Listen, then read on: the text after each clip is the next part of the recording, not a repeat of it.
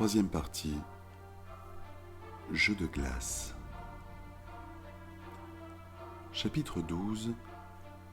Le mystérieux Mr. Kenward. La chambre de Carlo était tout ce qu'il y a de plus sommaire. Elle disait elle-même ne pas avoir besoin de plus. Elle aurait pu dormir chez sa sœur à Londres. Elle avait préféré rentrer à Styles pour être présente dès le matin afin de remettre à la dictée des nouvelles idées de Mrs. Christie. Elle avait pris connaissance de la lettre laissée à son nom sur la console de l'entrée. Elle se couchait, fatiguée par sa journée de voyage. Dans la nuit, Carlo crut entendre du bruit venant de chez Agatha.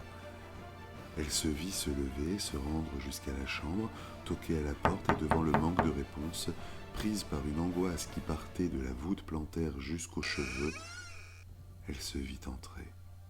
Le spectacle était atroce. Elle ne pouvait même pas crier. La bouche pendante, elle avait perdu son souffle. Agatha Christie était étendue sur le lit, les bras en croix, un couteau au milieu de la poitrine. Du sang, rouge, partout. Elle découvrit le visage contorsionné par la douleur de sa maîtresse. Elle s'était accroupie sur le sol devant le lit, les mains en prière. Un bruit sourd lui claqua les tympans, puis un autre, puis une série de coups rythmés. Elle ne savait pas qui avait l'audace de déranger son dernier instant avec Mrs. Christie. Mais les coups redoublaient de plus en plus fort. À mesure que les bruits enflaient, les contours du lit devenaient flous. Agatha s'éloignait. Les coups reprenaient de plus belle. Elle entendit même une cavalcade dans les escaliers. Le voile se dissipa d'un coup. Elle était dans sa chambre. Elle ouvrit les yeux. Ce n'était qu'un horrible cauchemar. Les coups, eux, par contre, étaient bien réels. Carlo regarda sa montre. 6 heures du matin. Un malheur était arrivé.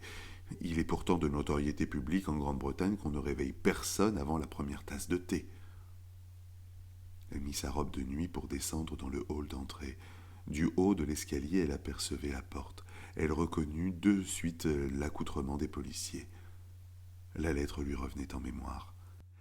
Merci de bien vouloir annuler mes rendez-vous de ce prochain jour. J'ai aussi laissé un courrier à Archibald. Nous en reparlerons. Signé Agatha. Carlo vit en arrivant devant la porte d'entrée la tête de la cuisinière. Elle n'était pas seule à s'inquiéter. Ces messieurs souhaitent parler à monsieur ou à madame, mais je ne sais pas si monsieur ou madame sont à la cuisine, madame. Je crois que madame n'est pas présente. Quant à monsieur, eh bien, répondit Carlo. Êtes-vous certaine que madame Christie ne soit pas à la maison ? Demanda le policier. Eh bien, maintenant que vous le dites, je n'ai pas été voir dans sa chambre. Si vous voulez bien me suivre. Ils montèrent l'escalier ensemble jusqu'à la chambre de Mrs. Christie. Carlo toqua à la porte, comme elle avait fait dans son cauchemar, le souffle court, et à la demande du policier, elle l'ouvrit. La crainte que ses divagations ne se réalisent la paniquait. La chambre était vide. Agatha n'était pas là, et le lit qui, dans ses rêves, était recouvert de sang, était immaculé. Et surtout, il n'était pas défait. Suivez-moi dans le hall d'entrée. Je pense que le chef inspecteur Kenward voudra vous donner quelques précisions sur notre présence ce matin. Sur le pas de porte, un homme grand, brun, avec un teint anglais, l'air de rien, comme le sont souvent les policiers britanniques, se tenait dans l'encadrement de la porte. Chef inspecteur Kenward, Miss Fisher, je présume. Oui, c'est bien moi, Charlotte Fisher, mais madame m'appelle Carlo. Que se passe-t-il, chef inspecteur ? Avant de vous répondre, je suis étonné de ne pas trouver chez lui monsieur Christie. Il n'est pas à la maison en ce moment, mais si vous voulez, je peux le joindre. Il est chez les James, un couple d'amis. Je sais qu'il y a passé la nuit. Enfin, c'est ce qui m'a été dit. Eh bien, prévenez-le, dans ce cas, que la police souhaite le voir. Mais me direz-vous ce qui se passe, bon sang? Je m'inquiète pour Mrs. Christie. Et vous avez raison de vous inquiéter. Nous avons retrouvé sa voiture du côté de Guilford, au lieu dit Newlands Corner. Il n'y avait personne à bord. Mais comment savez-vous qu'il s'agit de la voiture de madame? Nous avons retrouvé, entre autres choses, ses papiers avec son permis de conduire, un manteau de fourrure et, non loin de la voiture, un poudrier en nacre avec les initiales CM. Le poudrier de la mère de madame? C'est un poudrier avec les initiales de la mère de Mrs. Christie, Clarissa Miller. Bien. Nous avons commencé à faire le tour de la campagne sans le moindre résultat. Maintenant, nous avons besoin d'éclairer les raisons qui font qu'elle est partie de chez elle et que nous retrouvons sa voiture dans ce coin d'Angleterre. Avez-vous des idées? Savez-vous des choses, Miss Fisher? Je suis informé de certaines choses, mais je préfère que M. Christie rentre et vous explique la situation. Carlo appela la résidence des James à Godalming. Archibald ne mit pas longtemps à arriver à Styles et faire lui aussi la connaissance du chef-inspecteur. Que pouvez-vous me dire sur la disparition de votre femme, Monsieur Christie? Je ne sais pas. Vous savez, c'est une romancière. Elle aime partir à l'improviste pour vérifier certaines choses de ses romans.